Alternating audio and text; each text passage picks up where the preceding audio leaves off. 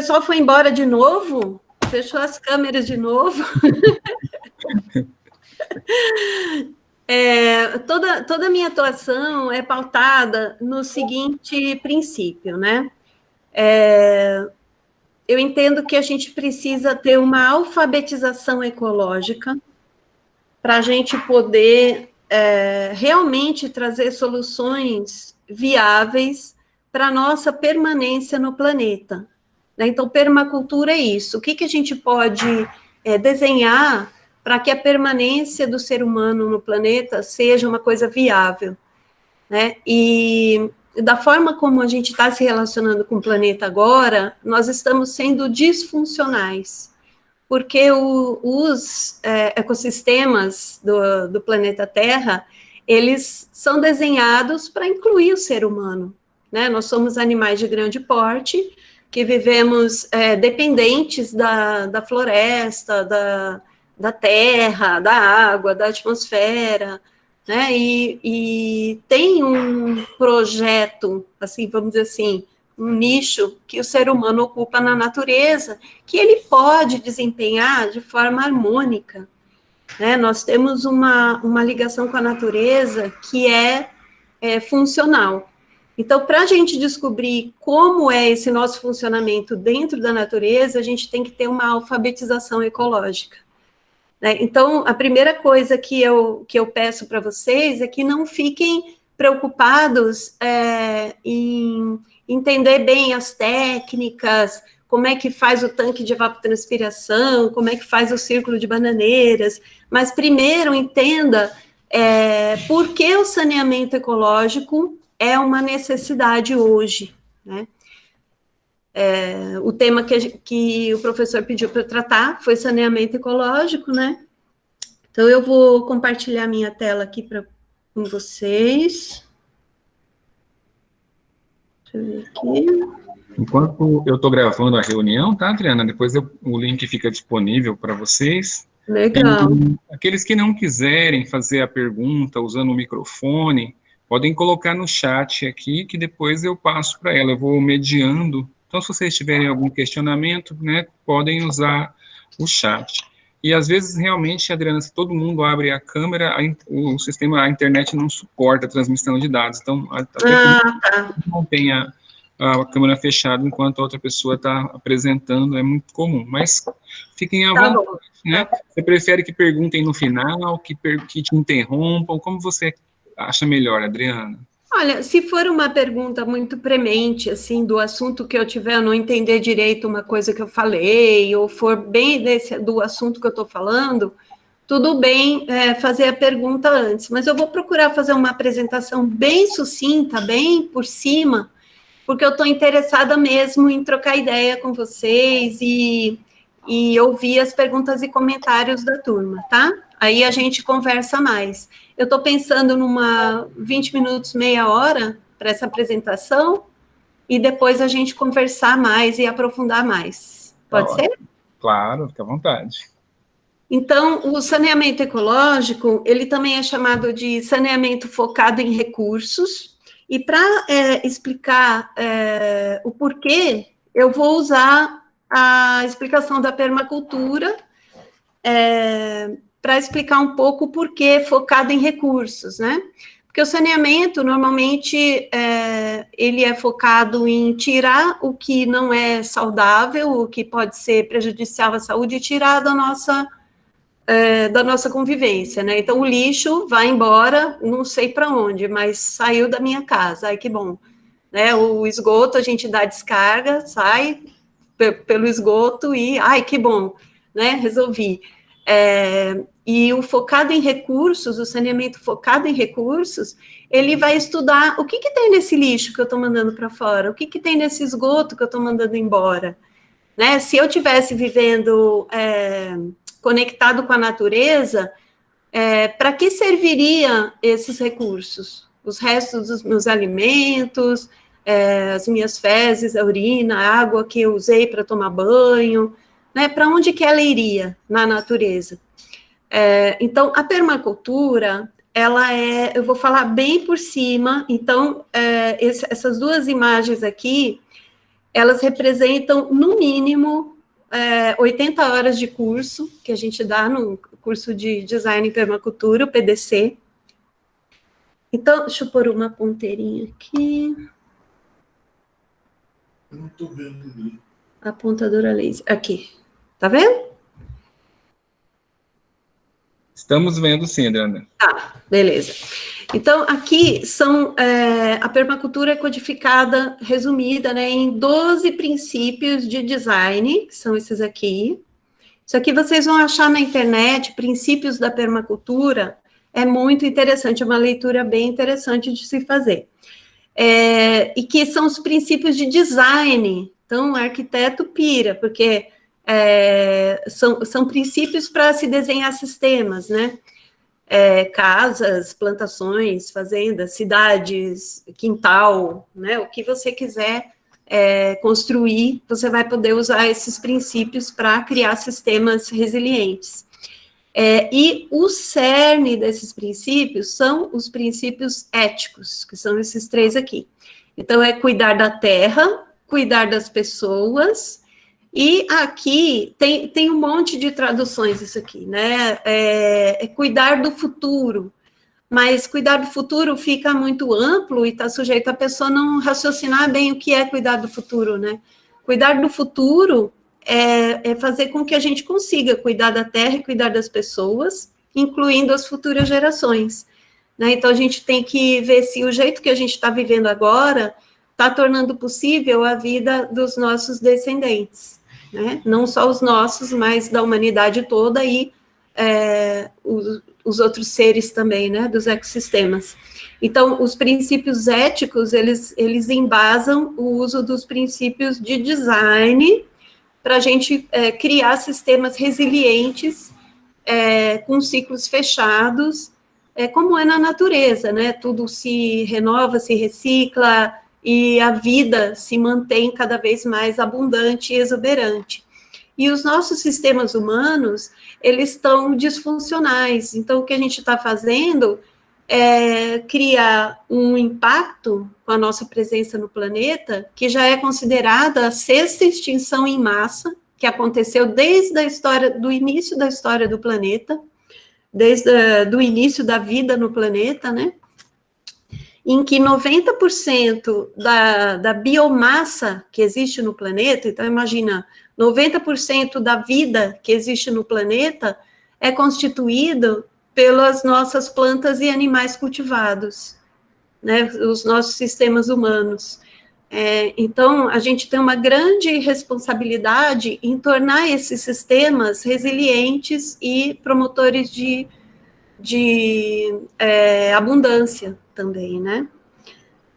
Para que a gente consiga continuar usando o planeta, não usando, mas convivendo com o planeta, né? Para isso precisa a alfabetização ecológica que eu falei. O que é essa alfabetização ecológica? Entender os fundamentos, como a natureza funciona, né? Aqui, esse outro gráfico aqui é a flor da permacultura. Então, esses princípios são representados aqui, né? Através da prática deles, a gente vai passando por todas as áreas de atuação do ser humano. Então, educação, saúde, bem-estar, economia e finanças, posse da terra e governo comunitário, manejo da terra e da natureza, espaço construído, aqui que entra a arquitetura, a bioconstrução, e o saneamento ecológico abrange essas 2 pétalas aqui, né? Dá vontade de falar cada uma, quando eu vejo eu já estou falando de permacultura, mas hoje é para falar de saneamento ecológico, né? Deixa eu ver. Saneamento. Por que a gente tem que pensar num saneamento sustentável? Porque os sistemas de saneamento que a gente tem hoje, eles estão gerando esse tipo de problema, né? Esse trecho do Rio Tietê, em Pirapora do Bom Jesus, desde que eu era criança, tinha esse problema dessa espuma, dessa poluição aí. É uma cidade muito bonita, tem uma paisagem linda, e essa espuma é constante ali. E esses dias eu vi do avião, estava passando de avião e vi aquela espuma. Eu falei, meu Deus, né? Quando eu era criança, eu tinha visto isso e ainda está assim. Sim, por que que ainda está assim? Porque isso, esse esgoto que faz essa poluição é um esgoto tratado. Ele não é um esgoto que foi jogado sem tratamento. Ele passou pelas estações de tratamento de esgoto, as ETs, né? E mesmo assim, produtos químicos não são retirados, produtos de limpeza, antibióticos, agrotóxicos, hormônios, né? Então, o pior lugar para você jogar esgoto é no rio. Você precisa, além de tirar a carga orgânica do esgoto, que é o que se faz numa ET, você tem também que colocar esse material num local em que possam ser neutralizadas as contaminações por patógenos, as contaminações por produtos químicos, né? Então, a gente tem que ter sistemas que tenham mais possibilidades de transformação, e o local que é mais propício para esse tipo de remediação do esgoto é o solo, e a rizosfera das plantas, né? Então, ali tem bactéria, tem fungo, tem os processos de filtragem que ocorrem ali no solo, né? E lá tem muito mais seres vivos capazes de processar essas substâncias que são nocivas. E na água, não. Na água só tem alguns tipos de bactérias anaeróbias, algas, que não vão conseguir transformar esses produtos. Então, o que acontece? Essa água tem um trecho do rio Tietê mais próximo do final dele que está limpa, entre aspas, né? Então, tem até algumas cidades que fazem captação de água para abastecimento público, e essas substâncias que eu falei, elas não conseguem também ser retiradas pela estação de tratamento de água. Então, vai para o abastecimento. Então, por isso que tem muito agrotóxico, tem hormônio, tem antibióticos, remédios na água potável das cidades, tá? Então, por mais bela e avançada que seja uma estação de tratamento de esgoto que joga esgoto no rio, ela não resolve o problema. Principalmente numa cidade como São Paulo, como eu estou aqui em São Paulo, né? Principalmente numa cidade gigante como essa. E por que a gente precisa da rede de tratamento de esgoto? Porque a cidade está verticalizada, a cidade não tem área verde, a cidade não tem integração com as florestas, com pomares, com hortas, então fica difícil você aproveitar os recursos do esgoto, né? Deixa eu passar, vou mais rapidinho agora. Esse gráfico aqui é muito elucidativo, ele já é bem antigo, acho que da década de 90, se eu não me engano, tem pelo menos uns 20 anos, da produção anual de esgoto doméstico per capita no mundo. Então, eles acharam que é produzido, naquela época, né, ela é produzido de 25 mil a 100 mil litros, aqui, litros por pessoa por ano, né? Essa aqui é a água que vai para o esgoto, e 500 litros por pessoa por ano é urina, e 50 litros por pessoa por ano são fezes.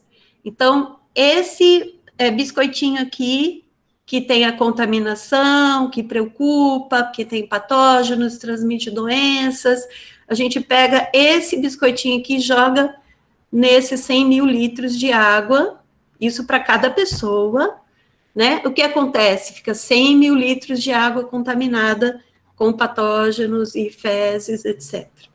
E quando a gente vai olhar os nutrientes que estão disponíveis nesse esgoto, a gente vê que 87% do nitrogênio, que é um dos elementos mais importantes para a agricultura, ele está na urina.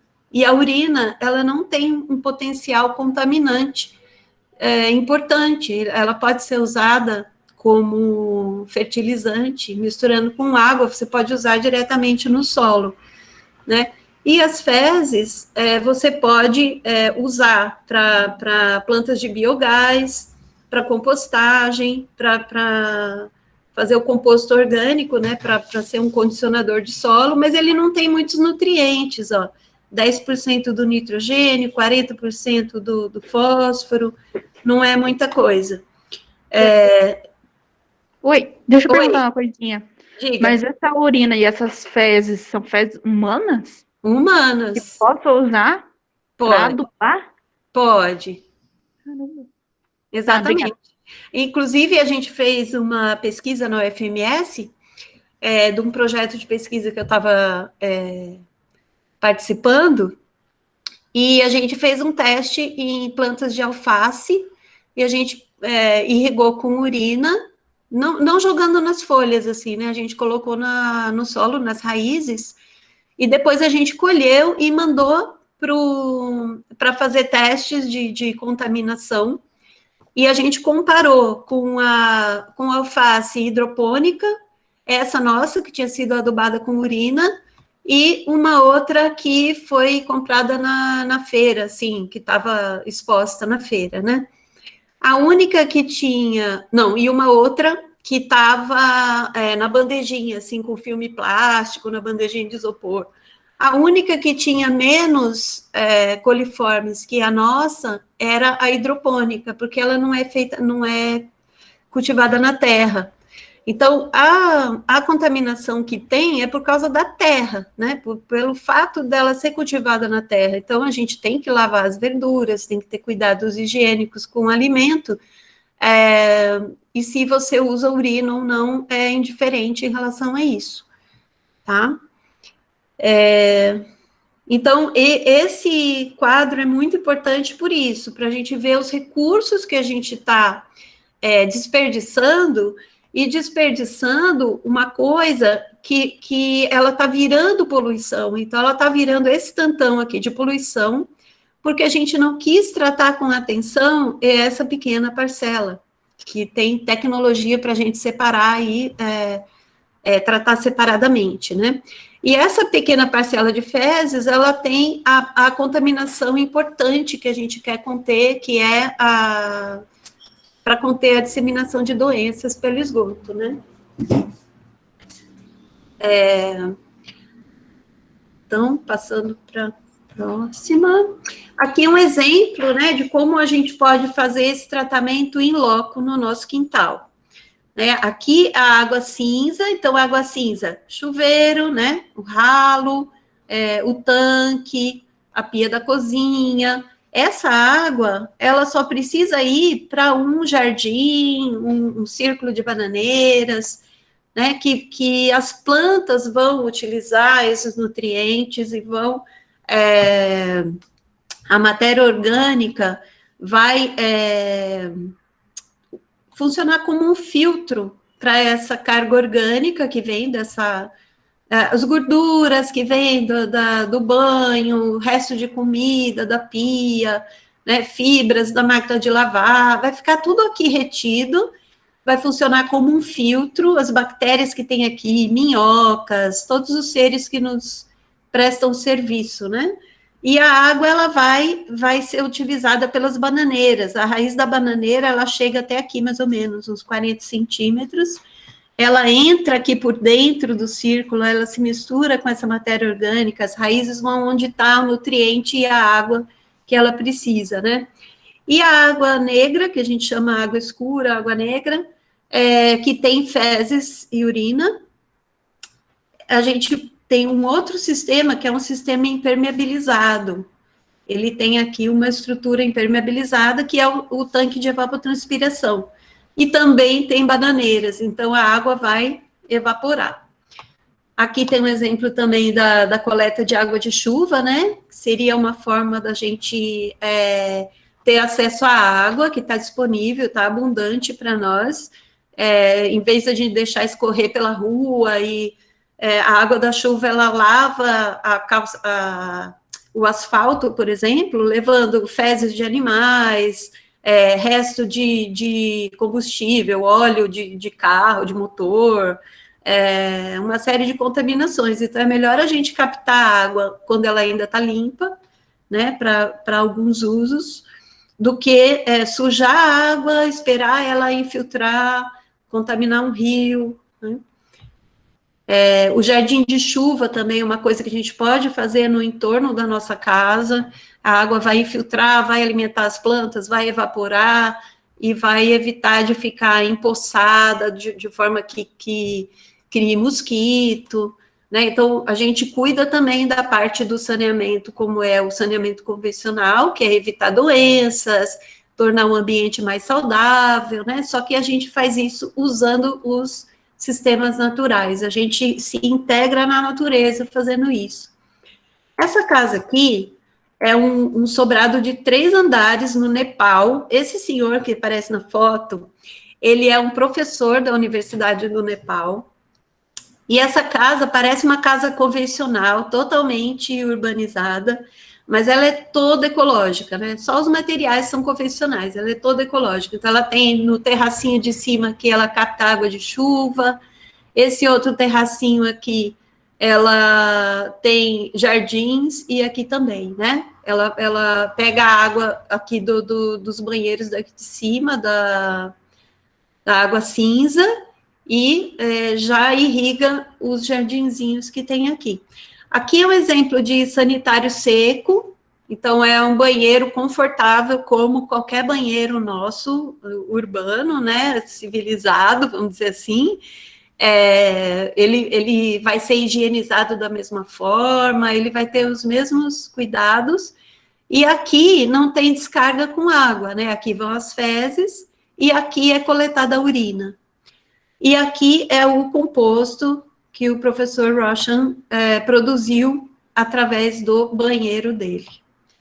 E aqui a produção de alimentos que ele conseguiu através de água servida, de banho e de pia, urina, fez adubação com urina, e o composto do sanitário seco, que ele colocou na horta. Eu não recomendo colocar esse composto para a produção de hortaliças, né, porque a gente tem uma riqueza de matéria orgânica aqui no Brasil, né, mas em locais como a África, por exemplo, eles usam muito saneamento ecológico para produzir segurança alimentar para as famílias. É o melhor adubo que eles têm no local, é o adubo do banheiro seco deles.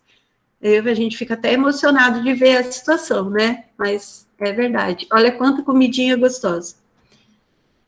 Aqui um exemplo de como coletar urina, né? Então, você pode fazer... não coloquei a foto do mictório. Você pode colocar um funil com um banquinho. Tem várias formas bem simples de você coletar a urina no seu próprio banheiro. Aí, coloca numa vasilha, né? E aí, você vai pegar uma pequena parte de urina com 10 partes de água e aplicar diretamente no solo. Você não vai borrifar em cima das folhas, você vai colocar no solo, não fica cheiro, porque ela já interage lá com o solo, rapidamente ela neutraliza o cheiro, e também se tiver alguma contaminação, porque é sujeito, né, ter alguma contaminação na urina, ela já vai ser neutralizada rapidamente pela interação com os micro-organismos do solo. Esse é o sanitário compostável com câmeras alternadas, né? Porque alternada, você usa esse lado, vai enchendo, vai pondo serragem e enchendo, né? Vai caindo aqui, ó, tem um escorregadorzinho aqui, o material vai ficando aqui, a serragem vai secando o material, e aqui tem uma placa pintada de preta, e essa chaminé também pintada de preto faz com que o ar circule, né? Então, o ar vai circular. Isso faz com que desidrate o material e o cheiro não volta aqui para dentro, né? Então, você usa 6 meses um lado, depois deixa descansando para ele desidratar bem e fica usando o outro lado. Então, ele é super confortável, não tem mau cheiro. Nós estamos com um projeto de construção de uma casa para nós agora, e é esse sistema que a gente vai fazer lá em casa. Aqui eles colocaram o banheiro acoplado à casa, para vocês verem que não tem problema de cheiro, né? É uma coisa super confortável. Aqui é dentro do banheiro, então aqui está a câmera que está fechada, foi interditado o assento, e está sendo usada essa daqui. Aí, para higienizar, você higieniza tudo normal, só não joga água dentro da câmara, né? Você tem que colocar serragem. Esse modelinho aqui é do... Deixa eu dar os créditos aqui. Esse aqui é do IPEC, Pirinópolis. Eu fui nesse banheiro. Esse aqui eu não fui, mas eu peguei da internet essas fotos, né? É do IPEP, no Rio Grande do Sul, o Instituto de Permacultura também. E esse daqui é um Bazon, que é um outro modelinho, mas funciona igual. Então, para casa com pouca gente, aqueles modelos grandões que eu mostrei, é mais para institutos de permacultura, escola, lugar que circula muita gente. Onde tem menos gente, ou numa casa de uma família, pode ser um sisteminha assim, com a câmera mais curta. Tá? Esse aqui é lá em Bonito, no Ibirapé, que é um receptivo turístico, é um único banheiro que eles têm lá. Porque lá eles têm muito cuidado com a questão de não contaminar a água, é um lugar que alaga, então é o único tipo de banheiro que eles têm lá. E não deu problema, funcionou super bem. Então aqui, né, tem um assento, aí o mictório com separação, para separação de urina, aqui tem a pia, que sai água cinza, né, que vai para um círculo de bananeiras, e aqui tem o masculino e aqui o feminino.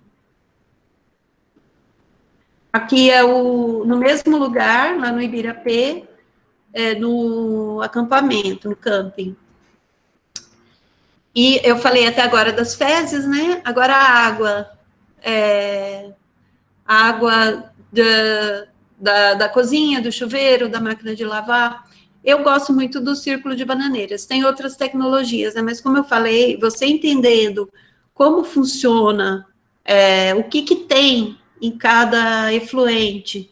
No Catalosan, tem, na parte 1, tem todos esses princípios, né, de como funciona. Você entendendo como funciona, você pode inventar sistemas de tratamento, de reuso de água, né? Tendo planta, tendo um meio filtrante, tendo uma compostagem, tendo evapotranspiração ou infiltração, você consegue resolver a questão dos efluentes, né?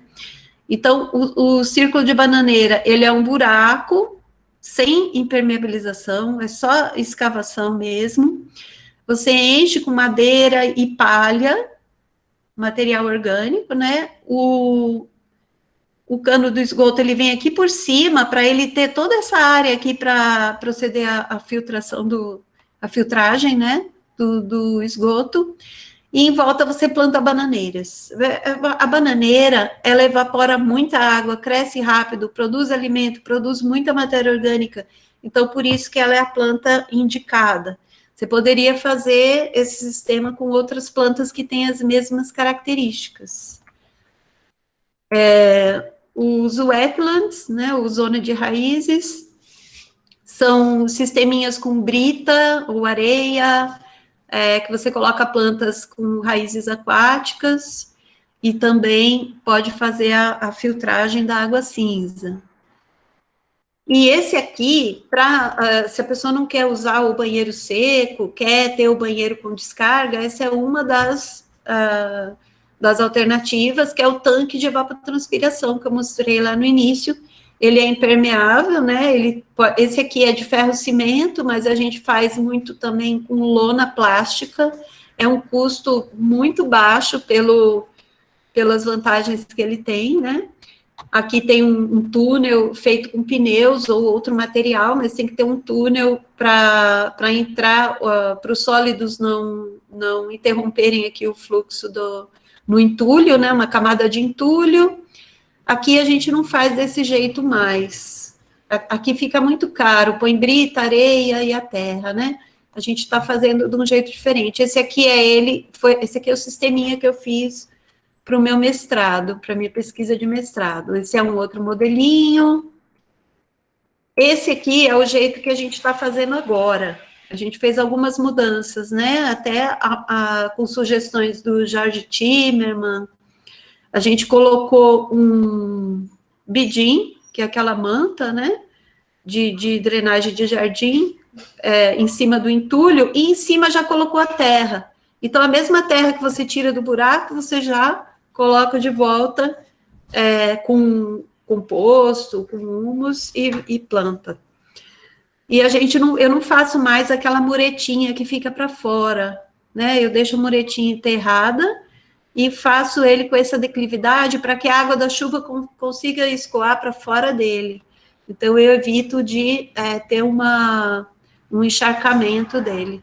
E aqui, o esgoto entra por aqui e umedece toda essa parte e as bananeiras evaporam a água. E utiliza os nutrientes, né? Esse aqui é o que tem na casa que eu moro, que a gente fez num curso, né? Aqui é ele fechado já. Aí é uma base para um jardim, que você pode plantar o que você quiser.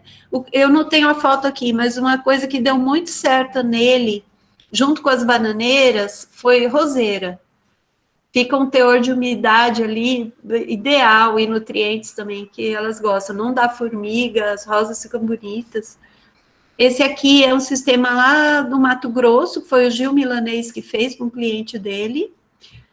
É uma casa de alto padrão, então é um jardim que não deixa a desejar em termos estéticos. E esse aqui é um mais rústico, assim, que é o mesmo sistema. Só que esse aqui foi feito numa chácara em Campo Grande, numa cliente minha. Um outro sistema que eu adoro, não tem no Catalosan, porque não tinha muitas pesquisas na época a respeito dele, é o vermifiltro. Né? Esse aqui eu coloquei Tonetti et al., porque eu achei num site da divulgação do trabalho do grupo do professor Adriano Tonetti, da Unicamp. Tem o doutorado da Isabel Figueiredo também, então é um material muito completo, eu acho que é o material mais completo que tem a respeito de saneamento ecológico, é o que tem no site deles, porque o Catalosan que a gente publicou, ele é um material mais tipo uma cartilha mesmo, né, para pessoas que não têm tanto conhecimento científico, aí para quem quer um nível mais científico da coisa, essas publicações da Unicamp. Então, o vermifiltro, vem aqui o esgoto, pode ser água negra, pode ser água cinza também. Aí as fezes vão ficar aqui e as minhocas vão se alimentar delas. E a parte líquida vai descer, aqui é o humus, né, vai ter uma filtragem, e aqui a água vai passar por um filtro de pedras e vai para um círculo de bananeiras, né? Por isso que no Catalosan tem esse conceito de arranjo tecnológico, né? Você nunca tem um tipo de sistema que vai resolver tudo. É uma sequência, né? Tem um que tira a gordura, o outro faz a filtragem, o outro retira os nutrientes através de plantas, o outro faz a evapotranspiração. O TEVAP, o tanque de evapotranspiração, é um sistema que engloba várias dessas fases, mas nem sempre a gente consegue com um só resolver tudo, né? Em alguns casos, a gente precisa colocar uma vala de infiltração depois do tanque de evapotranspiração. Eu acho importante esse conhecimento para arquitetura, porque vocês vão trabalhar com paisagismo, vocês vão trabalhar com conceito, né, o conceito de sustentabilidade no projeto de vocês, e como as coisas se arranjam, né, como as coisas estão ligadas, né, não fazer só um projeto bonito para se ver, e sim funcional. Então, quando a gente pensa na funcionalidade, né, de um projeto, eu acho saneamento ecológico essencial. E integrar isso com o paisagismo e com a produção de alimentos. Esse aqui é o EvaTac, foi desenvolvido pela minha professora Paula Paulo, da UFMS, que ele é aqui ele tem uma estrutura parecida com a do TEVAP, e aqui ele tem uma estrutura de wetland, né? Então, ao contrário do TEVAP, ele não evapora todo o efluente, isso é para quem tem pouco espaço, não tem como resolver todo o esgoto, então ele vai fazer um pré-tratamento e vai ter uma saída. Né? Aí aqui você joga num círculo de bananeiras, ou vai ter que ter um outro sistema para completar, para ter o destino final do esgoto. Né? Aqui é o detalhe da câmara, e como é o tanque de evapotranspiração. Do mesmo jeito, o esgoto cai aqui e depois vai subindo o nível, né? E vai chegando na terra onde estão as raízes. Outros exemplos, né, são biodigestores, zona de raízes, lagoas, e todos esses sistemas, eles podem ser combinados, né, então esse é um exemplo do biossistema integrado da OIA. Então aqui são os biodigestores, aí o efluente do biodigestor, uma parte é o adubo que vai para a horta, outra parte vai para as lagoas, aí cria peixe, aí aduba as bananeiras, aí cria patinho, até que sai uma água mais limpa aqui, que pode ser usada até para outros usos, tem a compostagem. Então, aqui você conseguiu, num espaço pequeno, que é uma comunidade, deve ter umas 10 casas e uma escola, se eu não me engano. E eles produzem biogás para todo o uso da cozinha da escola, e produz alimentos e fibras, que eles fazem artesanato, comercializa alimentos, abastece as famílias e comercializam também o excedente. Um exemplo aqui do jardim de chuva que eu falei, né? Então, é um jardim um pouco numa depressão. Esse aqui, no caso, ele capta a água da valeta, né, da rua. E ele tem uma drenagem no fundo. A gente pode também fazer sem essa drenagem, né? A gente pode fazer... Isso aqui é tudo areia, né? Substrato. E quando chove, tem um leve alagamento dele, mas em poucas horas, essa água entra por aqui. O que acontece? Essa água que sai para a drenagem, que acaba indo para um corpo d'água, ela já está mais limpa. Ela já está sem uma série de poluentes e sedimentos que poderiam prejudicar o corpo d'água. Então, é uma forma de drenagem integrada também com o funcionamento dos ecossistemas. Então, tem muita gente que fala que saneamento ecológico é para zonas rurais. Eu não concordo. Eu acho que as nossas cidades só serão viáveis no futuro se...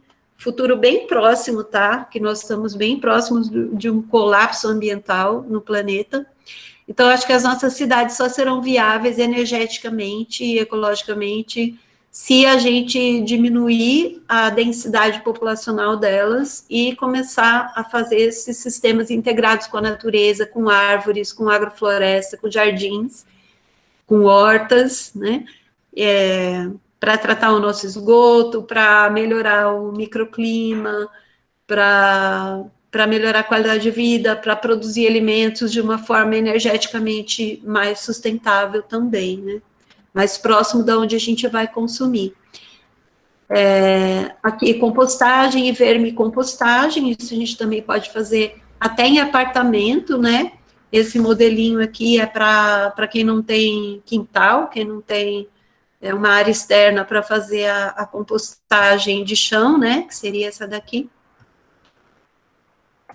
Vários modelos de composteira, esse aqui é um produto comercial, e isso aqui é uma reciclagem, né, uma reutilização de material. Aqui são canteirinhos que eram compostagem, depois virou canteirinho, e nasceu um monte de verdurinhas aí.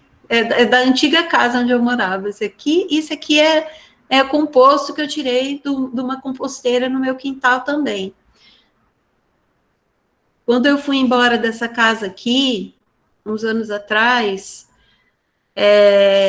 eu deixei os canteiros cheios de matéria orgânica lá, toneladas de terra adubada, de alta qualidade. Aí quando a gente saiu de lá, eles tiraram tudo e jogaram junto com o entulho numa caçamba, me deu muito dó. Mas a gente produziu muito solo de qualidade em 10 anos que a gente ficou lá.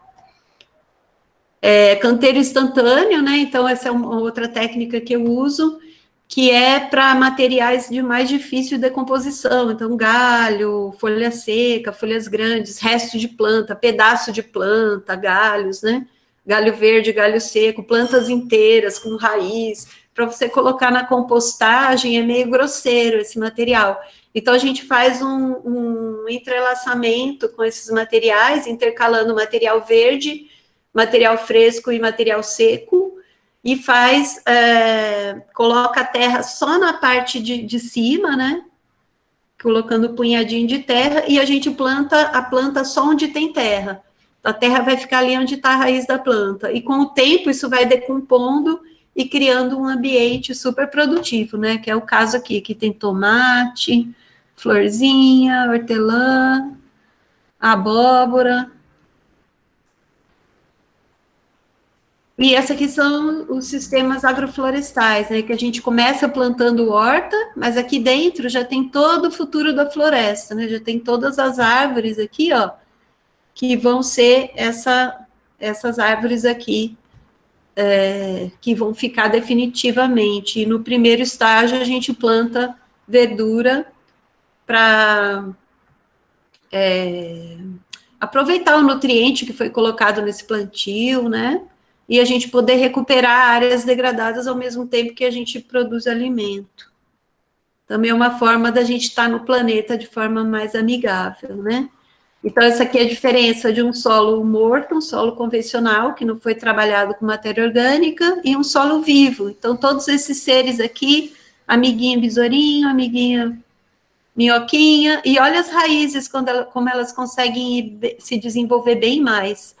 Por isso que as plantas são mais saudáveis quando o solo está sadio. Não se trata só do adubo que a gente coloca, e sim as interações que tem ali naquele solo. Aqui são as referências, algumas das referências, né, que vocês podem pesquisar. Eu transformei essa apresentação em PDF, eu vou passar para vocês também.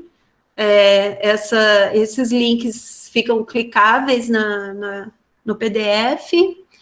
E aqui meu contato no Instagram, quem quiser entrar em contato comigo, se quiser meu WhatsApp também o professor pode dar. E agora eu quero muito, muito, muito ouvir vocês. Miriana, obrigado pela apresentação. Eu sempre gosto de ver você falar, né? Porque eu sempre acho que é uma contribuição para tudo que a gente está passando. Enquanto você falava, alguns meninos fizeram algumas perguntas aqui pelo chat, Sim. E aí eu anotei. A Leiriane, ela fez uma pergunta, eu até respondi, mas quero que você fale também, né, na prática, porque quando você estava falando do banheiro seco, ela estava falando da serragem, né? Como é que funciona a serragem? Tem que comprar? Como funciona, né? Então,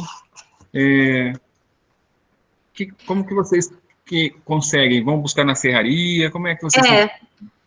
A serragem é um material que não é todo lugar que tem abundância serragem, né?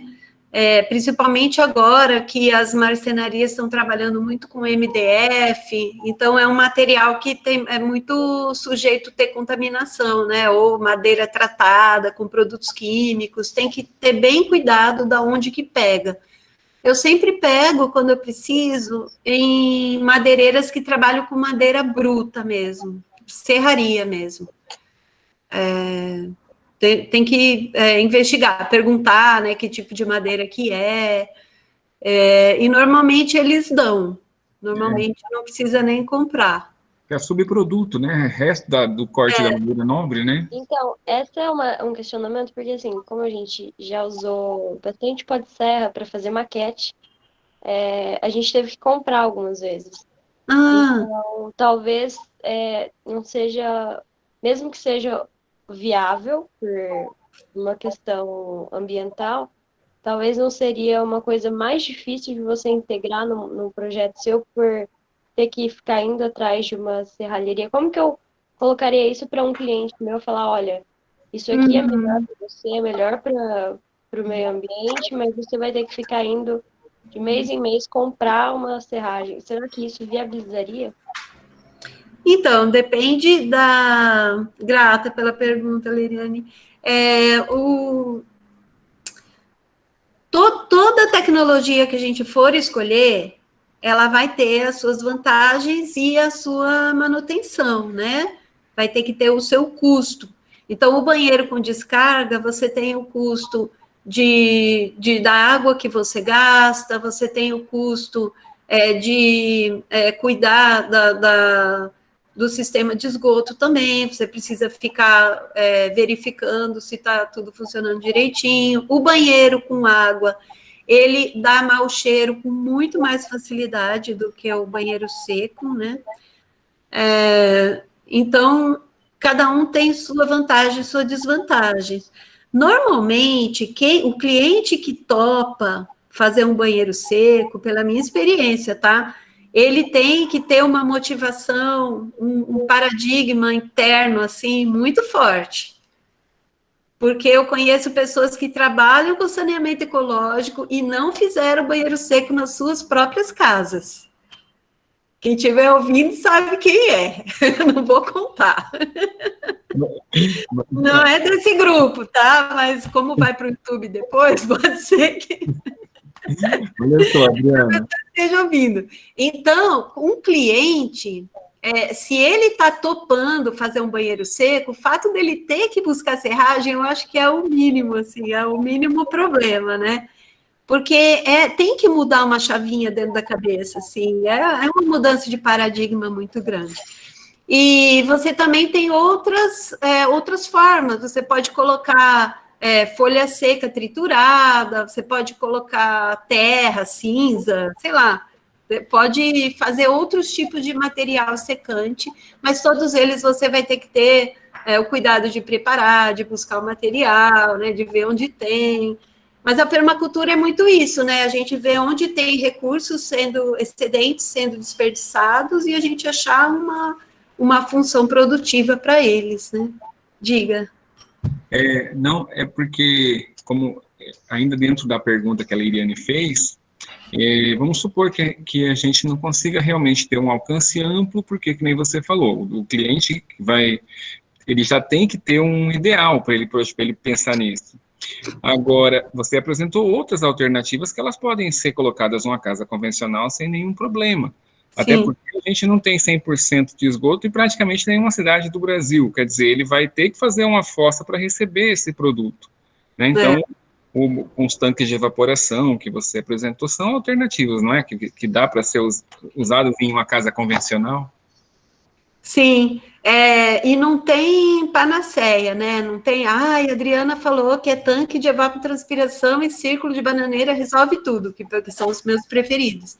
Mas tem o vermifiltro, tem outros tipos tem o biodigestor, que para quem tem uma quantidade boa de esgoto sendo produzido, compensa fazer um biodigestor para gerar energia, para gerar gás, para cozinhar, né? Também é uma forma da gente ajudar o meio ambiente, porque ficar comprando gás derivado de petróleo para cozinhar, até quando isso vai ser possível, né? A gente já tem que começar a pensar nas soluções, porque a produção de petróleo já está ficando mais cara, né? A gente já passou o pico do petróleo, então aquele petróleo que era fácil de retirar, agora para retirar a mesma quantidade de petróleo, a gente tem que gastar mais energia. Então, chega um momento que não é viável economicamente, pela energia que a gente retorna do petróleo, a gente investir na extração. Então, isso já está chegando nesse ponto, né? E a gente tem que pensar numa sociedade, aí linka com a questão da energia, né? A gente tem que pensar numa sociedade que seja mais resiliente nas suas fontes de energia, porque a gente depende de uma energia que vem toda de fora. Correto.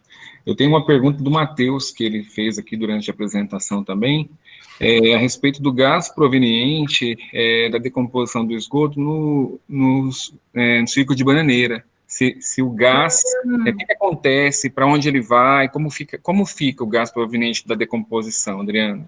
Boa pergunta.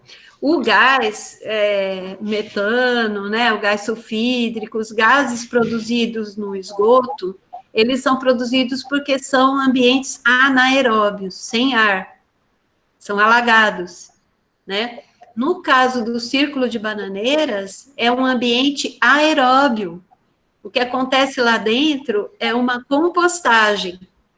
Então, a água vai penetrar, por alguns momentos pode até ficar bem úmido, mas ele não chega a ficar totalmente aeróbio, a ponto de produzir gases. Né? Então, isso é um ponto positivo também. Eu levo muito em conta isso quando eu vou escolher um sistema. Eu sempre escolho, se não for para gerar energia, gerar gás para cozinha, não compensa muito usar os sistemas anaeróbios.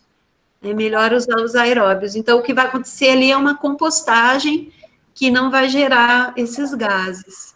Agora, no tanque de evapotranspiração, ele gera um pouco de metano, porque tem a matéria orgânica das fezes que está decompondo ali, né, que é relativamente pouco, e como os gases, eles têm que passar pela camada de solo, antes deles irem para a atmosfera, uma boa parte desse metano é consumida por bactérias que estão ali na matéria orgânica do solo. São bactérias metanotróficas, elas se alimentam do metano, né? Então tem um certo equilíbrio ali. Então a gente não gera tanto metano no TEVAP. Entendi. E aí eu que coloquei, né, enquanto o pessoal pode pensar em alguma pergunta, eu coloquei duas questões. Uma é uma questão bem para a gente refletir, Adriana, porque a gente tem hoje a tecnologia que avança numa velocidade altíssima.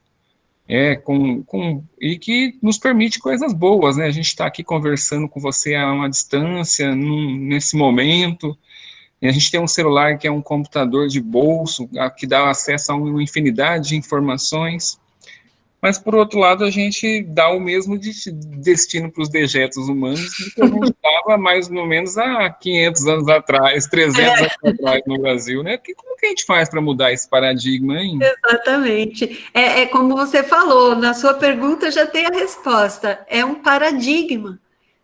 O que é um paradigma? Não adianta você mudar a tecnologia, mudar a eficiência da tecnologia. Você tem que mudar o paradigma que deu origem ao raciocínio todo, né? Então, se você raciocina que você tem que mandar o esgoto embora para longe, qualquer solução altamente tecnológica que você conseguir vai ser ruim.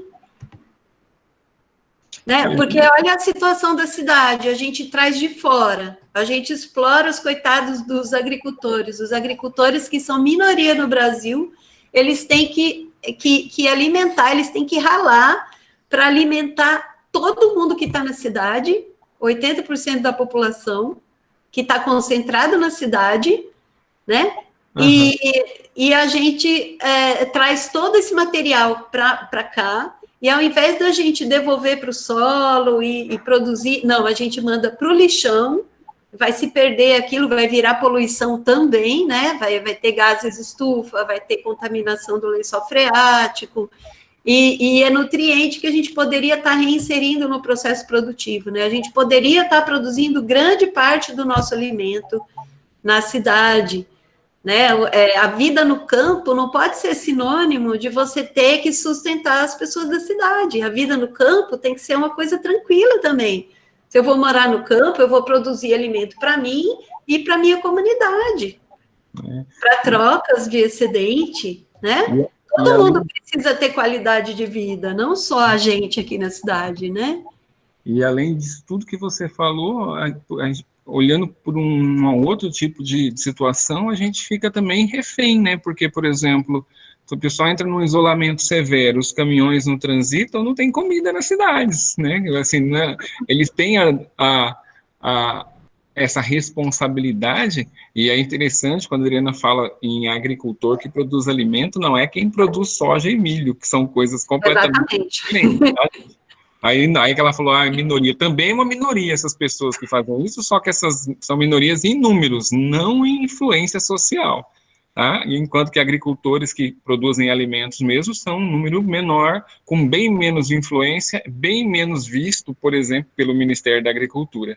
Então, né? Isso cria vamos supor, um contexto para as cidades que é muito ruim, né, Adriana?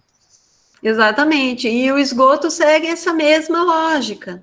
Né? Se a gente tivesse mais espaços verdes na cidade, mais parques, mais pomares coletivos, a gente poderia tranquilamente tratar o nosso esgoto através de árvores, né, de plantas, de plantações, e se tivesse algum lugar muito adensado, que não desse para tratar o esgoto ali, aí sim, você mandaria para um parque um pouco distante, mas não todo o nosso esgoto como a gente faz hoje, né?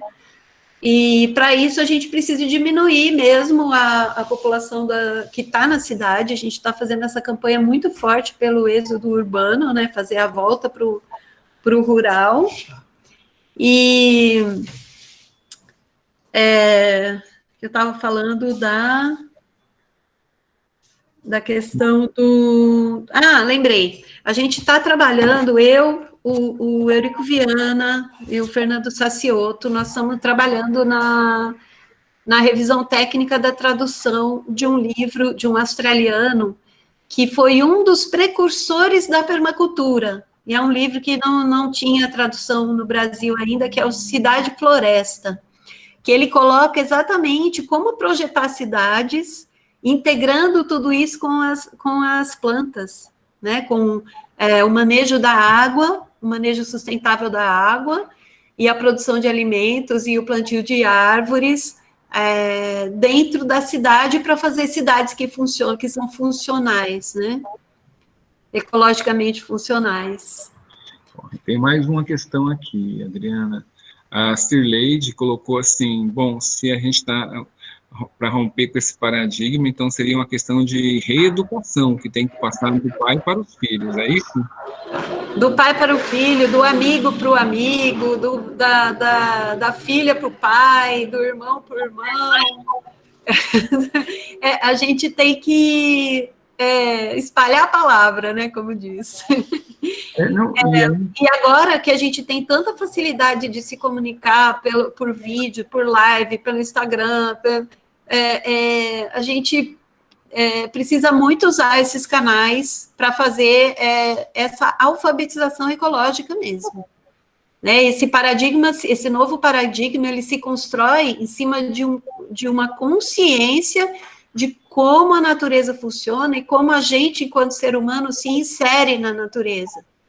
A gente precisa pular para dentro da natureza e entender que a gente faz parte.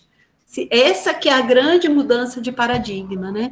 Então, vivendo algumas coisas, mudando coisinhas e coisas grandes nos nossos hábitos, na nossa vida, e também falando, ensinando, né? Então, tem um aluno meu que ele é paisagista, e ele fez o curso de permacultura, e ele falou assim, Adriana, pena que os clientes não vão aceitar esse tipo de paisagismo produtivo e linkado com saneamento ecológico, né?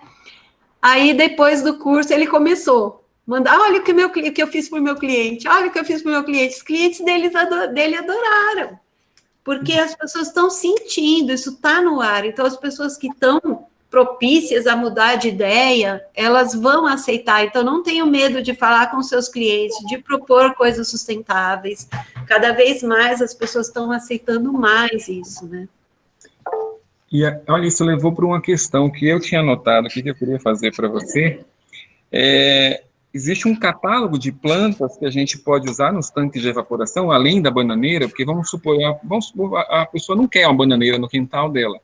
Existe um catálogo, ainda está em desenvolvimento. Eu sempre falo para eles que a gente carece muito de formar pesquisadores, né? Porque às vezes a pessoa se interessa muito por paisagismo, ele pode contribuir e falar, olha, isso deu muito certo no tanque, e isso é muito apreciado, por exemplo, no paisagismo. Existe esse catálogo, Adriana?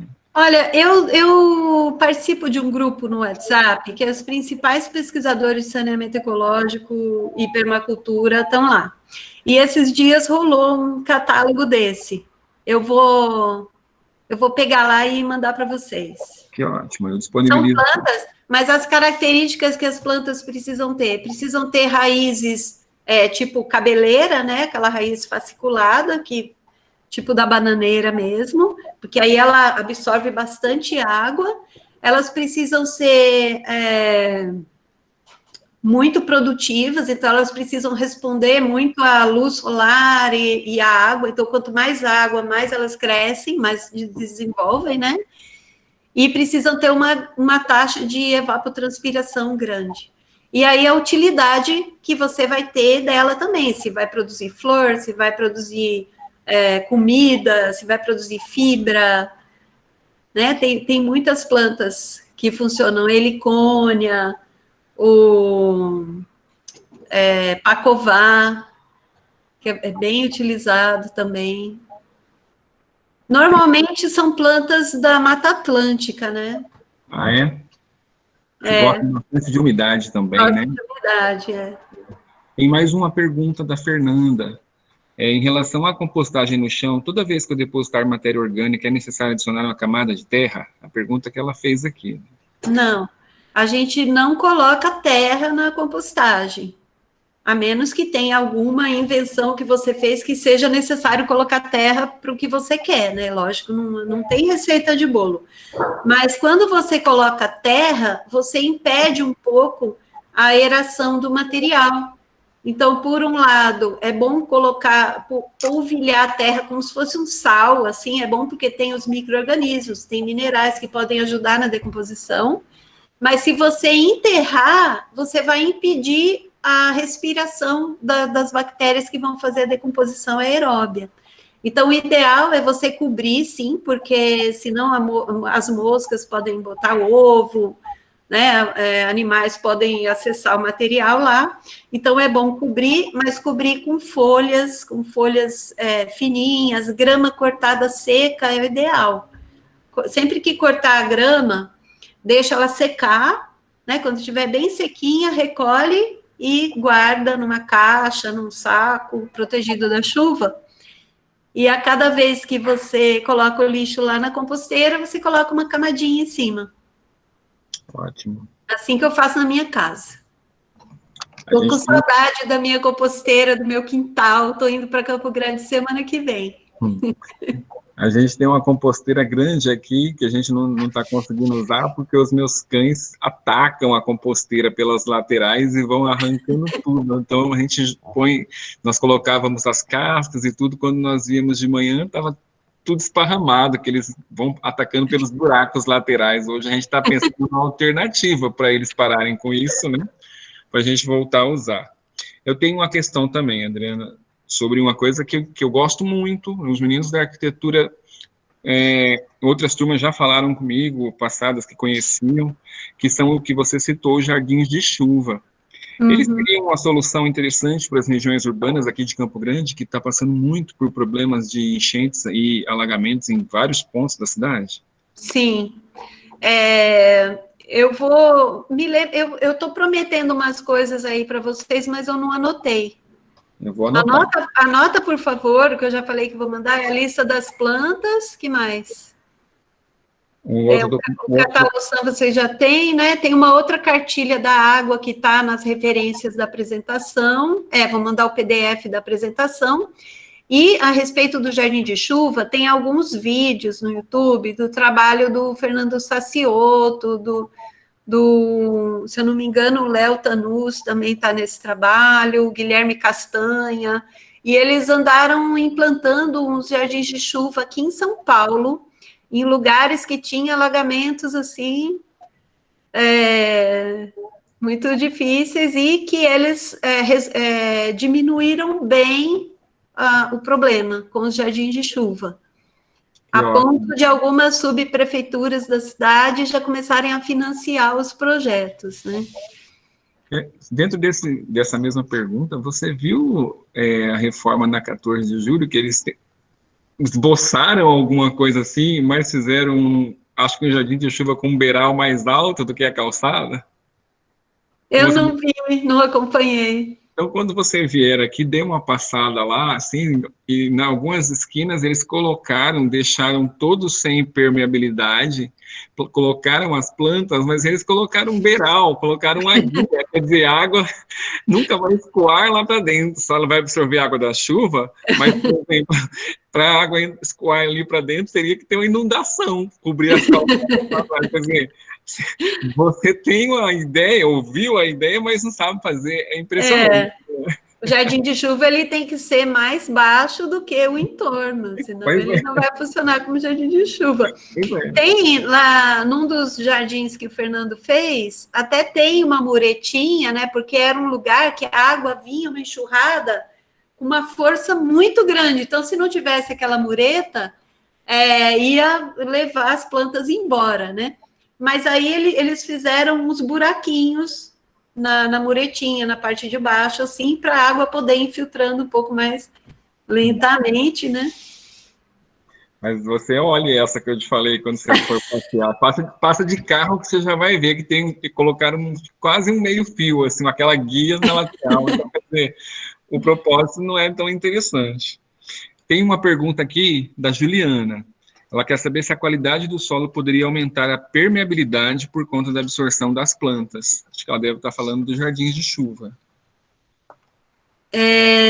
Eu não sei se eu entendi a pergunta, mas eu vou responder do jeito que eu entendi. Quando você melhora o solo com matéria orgânica, com plantas, a própria presença de plantas, né, já aumenta a permeabilidade. Então, quanto mais rico em matéria orgânica e poroso for esse solo, melhor vai funcionar o seu jardim de chuva, né? E até a permeabilidade das cidades como um todo, né? Ia melhorar muito com jardins em geral, plantios em geral na cidade, né? Não só jardim de chuva. Mas você aumentar a área permeável, porque a gente vê muito projeto, tem que deixar uma área permeável, por lei, né? Um percentual de área permeável nos quintais. Aí, como que o pessoal faz? Deixa a terra batida, varre todo dia, aquilo é mais duro do que é mais impermeável do que uma calçada. Então, você tem que colocar plantas, pelo menos um gramado. Você vai ter que ter para que tenha uma permeabilidade real nesse espaço, né? Tem uma outra pergunta do Matheus. Ele quer saber se tem alguma diferença entre a compostagem de fezes humanas para o de animais no modelo de bananeira, ou se seria o mesmo? Assim, eu não entendi que compostagem que ele está falando, porque eu acho que ele pensou no círculo de bananeiras. Né? O círculo de bananeiras é apenas para água cinza, não é para fezes. Agora, para compostagem de fezes humanas, é o banheiro seco. E aí você pode pensar alguma coisa similar para as fezes dos cachorros. Ou você recolhe e joga no banheiro seco, ou você faz uma compostagem da mesma forma que você faz com o lixo da cozinha, você faz com as fezes dos animais. Aí você vai cobrindo com folha, vai misturando outros materiais lá, né? Tem que ter um material rico em carbono para equilibrar essa compostagem. E você você só tem que saber, depois, quando você for usar esse composto, você tem que saber que ele pode ter alguma contaminação. Então, você vai usar num jardim, numa árvore, né? Você não vai usar na horta, por exemplo. Adriana, tem uma questão aqui que apareceu para mim, aqui no meu celular. Como seriam os pomares urbanos? Você já ouviu falar disso? Se seria uma proposta para a nossa cidade de Campo Grande? Olha, eu acho que a produção de alimentos é uma questão coletiva. Eu vejo que pode ser iniciativa de uma prefeitura, pode ser iniciativa de uma comunidade, pode ser iniciativa de uma vizinhança ou de um morador. Né? Aqui mesmo, onde eu estou, em Santana, em São Paulo, tem uma praça aqui perto, que as pessoas levam tem muda de manga, tem muda de abacate, crescendo na praça. Né? Em Campo Grande no Altos do Afonso Pena ali, tem uns pés de amora ali perto do Parque das Nações Indígenas, não sei se vocês já viram naquela rotatória. Então, pomares urbanos nada mais são do que comida crescendo na cidade, né? Então, você pode usar o sistema agroflorestal, que é bem integrado, né? Que você produz muita matéria orgânica, vai enriquecendo o solo ao mesmo tempo que você vai produzindo o alimento, ou você pode fazer pomares convencionais mesmo, com gramado, que você tem que ficar dando manutenção, mas a questão é ter ambientes onde tenham plantas que possam receber os recursos que tem nos nossos efluentes. Essa que é a questão, você fazer valas de infiltração que vão alimentar árvores, porque as árvores, elas têm uma grande taxa de reciclagem de água e de matéria orgânica, né? Então, se você colocar uma vala de infiltração onde não tem plantas, o destino dessa água vai ser infiltrar e o nutriente vai percolando e pode contaminar o lençol freático. Se você fizer uma vala superficial, né, onde você coloca a água com nutrientes e tem raízes em volta, o destino desse nutriente vai ser alimentar as plantas e produzir alimento. Então, a bananeira que a gente coloca para tratar o esgoto do banheiro, ela não vai ter contaminação, né? A raiz filtra os patógenos. Então, a ideia dos pomares seria isso mesmo, a gente aproveitar a água, os nutrientes e o composto do nosso lixo orgânico para produzir alimentos na cidade, de forma integrada. Legal. Adriana, tem uma outra pergunta da Fernanda a respeito da manutenção do banheiro seco, né? Ela colocou assim, as fezes do banheiro depois de um tempo precisam ser retiradas, né? Então... Sim, porque esse sistema de 2 câmaras, eu gosto dele por causa disso. Quando você vai retirar o material, ele já está sequinho, já está sanitizado, já controlou ovo de vermes. O mais resistente que tem que ser tratado no esgoto são ovos de vermes, né? Principalmente ascaris. E você deixando 6 meses no lugar que ele vai aquecer, vai desidratar, você consegue resolver esses problemas. Então, quando você for retirar o material de uma câmara para tampar outra e começar a usar ela de novo, vai ter passado entre 6 meses e 1 ano. Então, o material está bem fácil de dar manutenção, bem sequinho, não vai ser uma coisa trabalhosa, né? É até prazeroso, né? Falar, olha o que eu produzi. Eu queria complementar, Adriana, a sua resposta, não no mesmo sentido, mas a gente recebe as ideias, muitas vezes, essas ideias que para nós são ideias novas, e não consegue perceber que, às vezes, lá no futuro, trabalhando, por exemplo, eu vou projetar para uma pousada, uma fazenda de turismo, e esses lugares, eles não têm rede de captação de esgoto mesmo.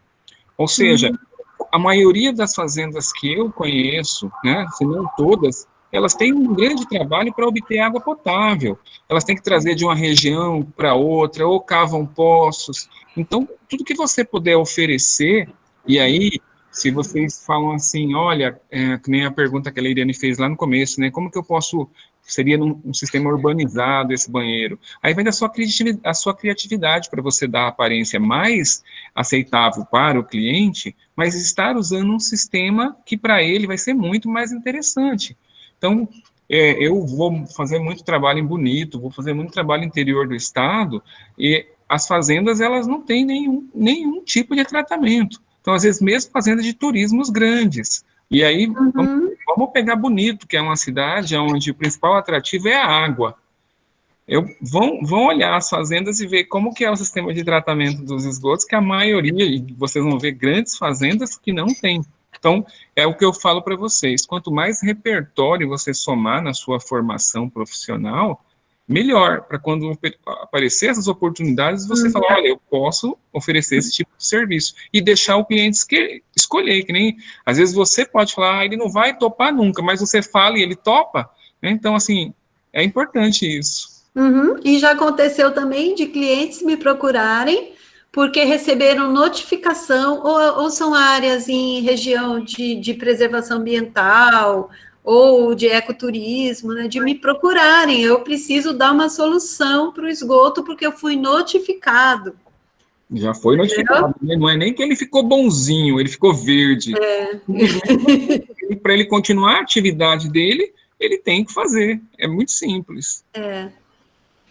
E a gente, com a tendência de crescimento da população, não é mais uma coisa para o futuro. Antes eu falava, não, gente, isso aí a gente está dando os exemplos, porque no futuro a gente vai precisar. Não é mais coisa para o futuro. O profissional que se forma sem ter conhecimento de práticas regenerativas, ele já está saindo atrasado. Sabe, a universidade, ela precisa se adiantar nessa formação dos futuros profissionais que já vão ter esse desafio de criar esses sistemas, né? Valendo. Olha lá, Adriana, agora a Juliana perguntou se tem algum curso que a gente possa fazer. Então, você pode até falar se você estará oferecendo algum curso pelos próximos, assim que puder, nos próximos meses. Se tiver uma demanda, eu posso criar um curso online, né? Se tiver um interesse. Eu ainda não terminei de fazer a minha migração para o online, né? Porque quando eu levei o susto da pandemia, do distanciamento social, eu estava com um monte de cursos presenciais sendo organizados, então eu não estava nem pensando em fazer nada online, né? Então, agora eu já formatei os atendimentos individuais, já estou atendendo os clientes pelo computador, e agora eu vou começar a organizar os cursos também. Então, se vocês me disserem que tem um grupo que está interessado para começar, já é um ensejo para eu começar já com saneamento ecológico, ou um curso de introdução à permacultura, mas os cursos presenciais, antes de setembro, eu não estou pensando em me aventurar, não. Eu acho que nem podemos, né? Nem podemos. E o que eu mais gosto de fazer na vida é ensinar, então, e aprender, né? Junto. Mais uma questão da Fernanda, olha só, ela ficou com uma dúvida, os pais dela moram na área rural, e daí só tem a fossa, e a fossa está mais ou menos entre 10 a 15 metros do poço artesiano da onde tiram a água. Ele pode estar contaminado, ela está perguntando, Sim. né? Sim, certeza. Muito provavelmente, dependendo de como é essa lençol freática, né? Porque não importa só a distância horizontal que está do poço, né? Tem que ver também a que profundidade está esse lençol, que se for muito raso, mesmo que você obedeça os 100 metros, 50 metros, pode contaminar a água subterrânea, né? Então, e aí tem uma pergunta que baseada naquela que eu fiz, que é a mudança de paradigma, ela vai partir do profissional que oferece o serviço. Será que a gente pode dizer isso? Que ele faz parte desse processo também, Adriana? Também, mas não só, né? Eu vejo que a mudança de paradigma é uma coisa que está no ar. O planeta todo está pedindo regeneração. Então, tanto que a palavra desenvolvimento regenerativo, práticas regenerativas, elas estão substituindo o antigo termo sustentabilidade, porque sustentabilidade é você manter as coisas como estão para as futuras gerações. É utópico, né, Adriana? Não, se ficar como está, já está ruim. Se ficar como está, já não vai dar para as futuras gerações. Então, a gente precisa recuperar, regenerar, restaurar, né? Então, essas que são as palavras agora que a gente precisa ter bem em mente. Então, professores, profissionais, pessoas de ONGs, pessoas de todas as áreas, né? Na psicologia tem a ecopsicologia, que é a gente entender o ser humano, a psique do ser humano na reconexão com a natureza, se sentindo parte da natureza. Tem desenvolvimento regenerativo de organizações, já tem isso, organizações, instituições, empresas que mudam a sua cultura para serem regenerativos, isso já está em curso também. Né? Então, uma profissão essencialmente de design, que é a arquitetura, eu vejo que tem que estar na frente mesmo. Né? É quem está arquitetando as coisas aí, literalmente, né? E a gente ainda tem que pensar no princípio que muitas vezes o próprio cliente não conhece um monte de tecnologias, né? Quer dizer, se você oferece, às vezes ele vai se interessar por alguma, porque embora vai oferecer uma manutenção, mas ele vai oferecer também uma coisa que ele pode gostar muito, que é a economia de dinheiro, que essa é uma linguagem meio universal. Desde criança a gente aprende que o dinheiro é necessário para adquirir coisas que a gente quer, né? Então, isso é uma linguagem que pode ser usada como contraponto, né? Mas a coisa está de um jeito que as pessoas vão começar a ver por elas mesmas. Porque, imagina, se dá um apagão de eletricidade hoje, que resiliência a gente tem para viver um dia a mais na nossa vida sem energia elétrica? Me fala. Pois é, com certeza. Né? A nossa comida se estraga na geladeira, a gente fica sem comunicação, a gente não consegue nem pedir comida, né? Pessoas que estão recebendo, que nem a gente aqui em São Paulo, a gente pede pelo WhatsApp e o mercado traz a compra, né? A gente está também recebendo uma cesta de orgânicos aqui. Então, a água precisa do bombeamento, precisa da eletricidade, os hospitais para funcionar. Então, primeiro, a resiliência em água, né? Porque a gente não fala que tem que ter uma reserva financeira para se der ruim, perder emprego, a gente tem uma reserva para ficar uns meses, não é? Então, por que eletricidade a gente não pensa nisso? O dinheiro não vai comprar eletricidade se a gente não tiver uma geração própria de eletricidade. Dinheiro não vai comprar água se a gente não tiver um reservatório de água, se a gente não tiver resguardado disso, se a gente não tiver de onde pegar água, né? Alimento, se não tiver a entrega de fora de alimento, se a gente não tiver a nossa própria produção de alimento, pelo menos uma parte do nosso alimento no nosso quintal, né? E eu vejo que os sistemas estão entrando em colapso, não é alarmismo mais, já tá acontecendo. Né? Tem uma pergunta, né, tem um comentário da Juliana que falou que acha interessante mesmo o sistema de tratamento, que dá para aplicar mesmo em casas que o governo oferece, né, como os conjuntos habitacionais. E a Caroline fez uma pergunta a respeito como que é a higiene desse banheiro seco. Ela até coloca, pode ser um preconceito da minha parte, por não ter conhecimento nessa área, mas esse método pode gerar algum risco à nossa saúde, já que as fezes ficam próximas? Ele seria melhor feito fora de casa? Então, eu até mostrei, né, um banheiro que é acoplado na casa. O meu eu vou fazer assim, ele vai sair de dentro da casa, só precisa ter a rampa, a câmara tem que ser fora, porque tem que pegar sol, né? Tem que ser virado para o norte. Então, primeiro, as fezes não ficam onde a gente está, elas ficam longe, elas vão para essa câmara e a gente cobre com serragem, elas ficam lá desidratando, e até os gases, o cheiro que possa sair dali, ele vai sair pela chaminé, ele não entra para dentro do banheiro de novo, né?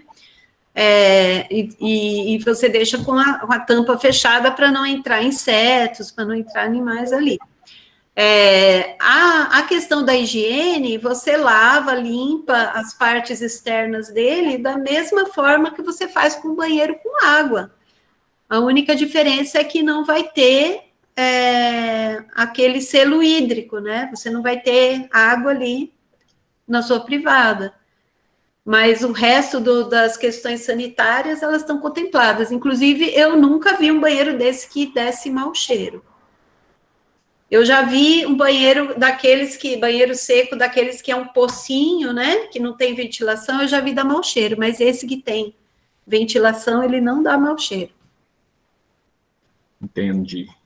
Aí depois eu acho que só tem mais um comentário, né, da Leiriane, falando que quando a gente consegue mostrar para um cliente que funciona, ele acaba disseminando a ideia de alguma forma, seja para o filho ou para um vizinho, né? Então, complementando a nossa discussão.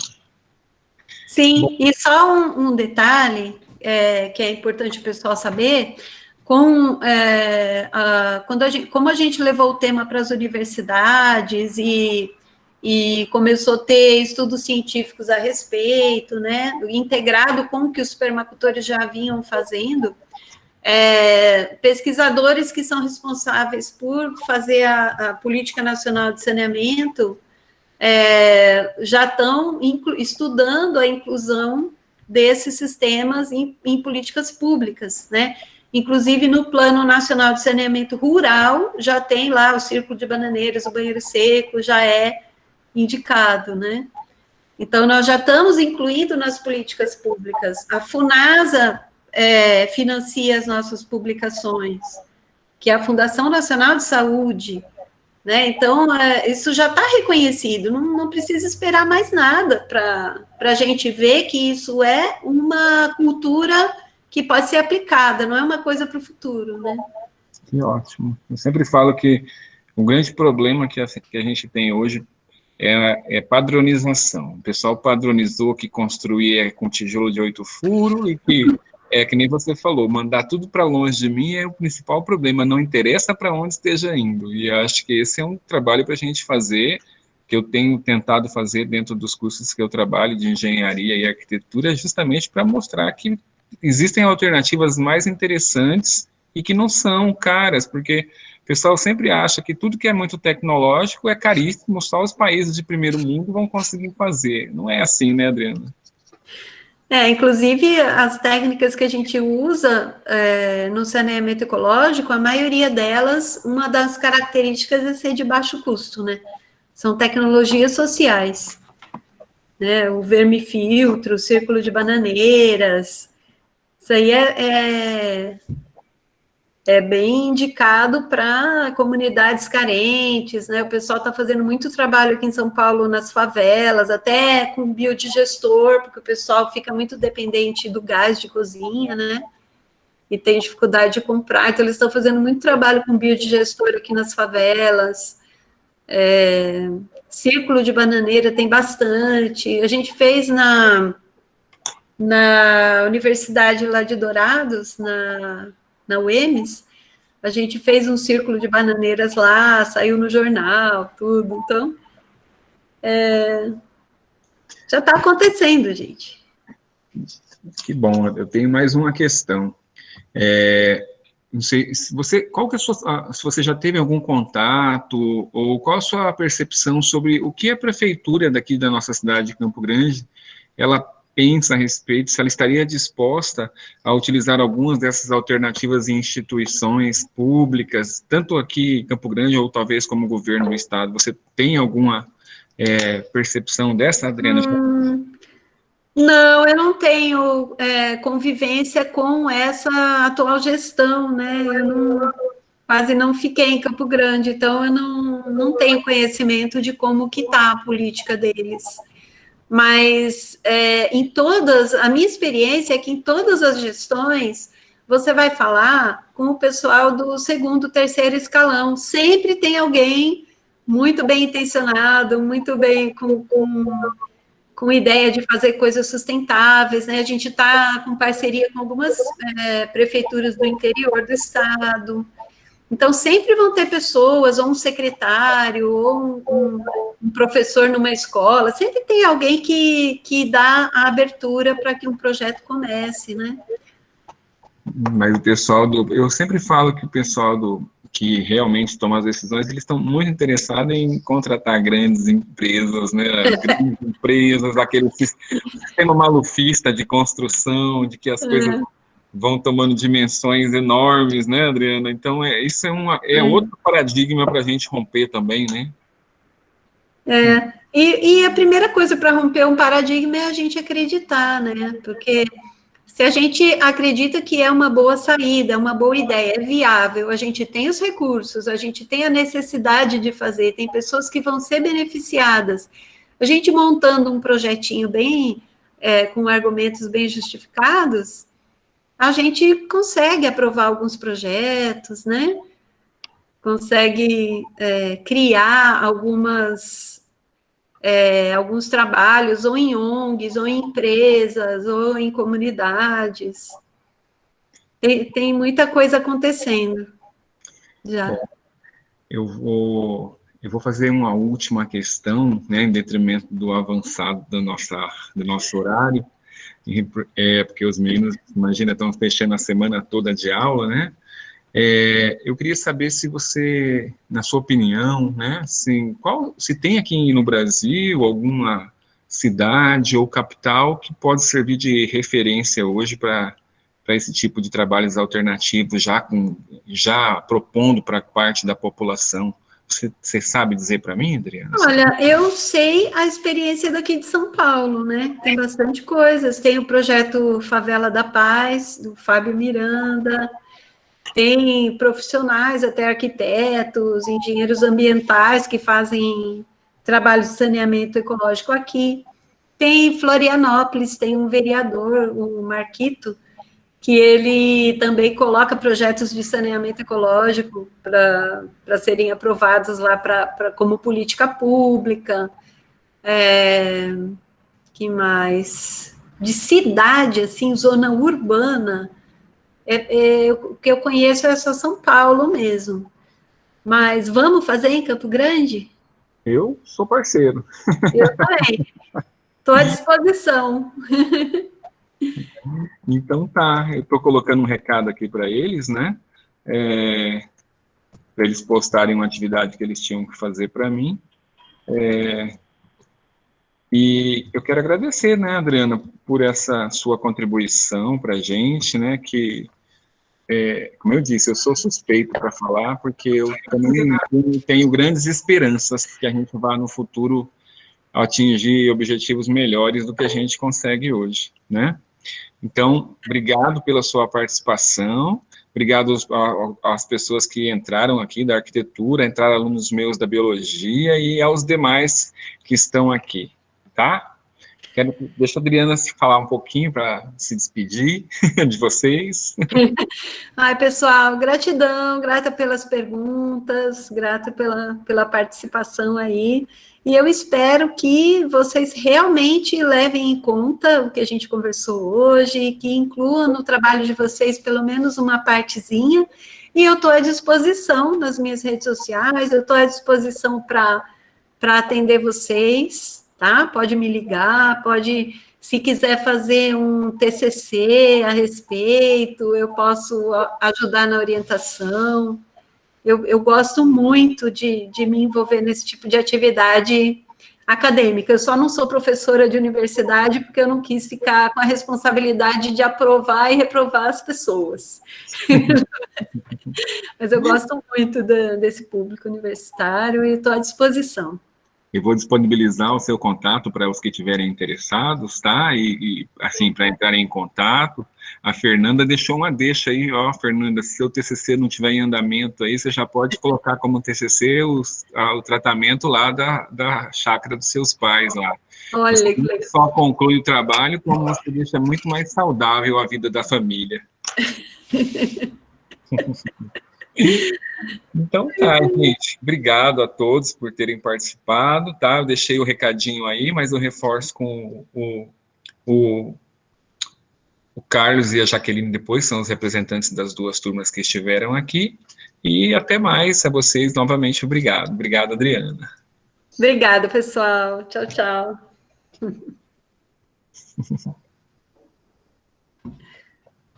A gente conversa um pouquinho mais aqui, Adriana, assim que o pessoal for deixando.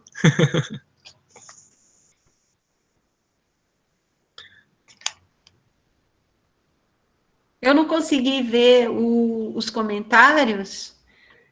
Mas acho que é porque a sua tela ainda está compartilhada. Se você parar de compartilhar ela, talvez eu acho que apareça para você.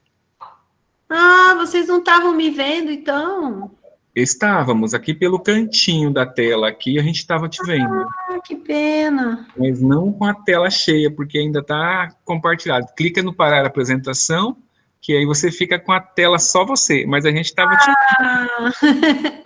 E aqui aparecem os comentários, ó, em cima você tem ali um númerozinho que está 20, tá vendo? Ah, tá. Aí você clica, aparece ali os comentários agora estão agradecendo, ó, gostaram muito, então que ótimo, né? Porque eu falo que é um ganho, né? Eu penso que na formação deles, né, é muito importante saber disso, né? Uhum. Aí você fez todas as perguntas, né? Fiz todas as perguntas e depois está gravado tudo, né? Quando eu Tá. passar, você pode assistir aí para eles, e é impressionante que em outros semestres eu tentei fazer com você de forma presencial e não conseguiu. A gente foi conseguir fazer virtualmente. Pois é.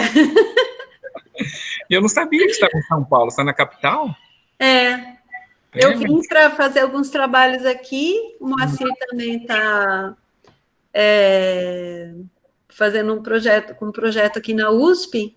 Uhum. Ele já está aposentado, mas está com uma parceria aqui no projeto na USP. E a mãe dele mora aqui também, e aí eu tinha um contato aqui com as pessoas da permacultura, eu falei, vou fazer uns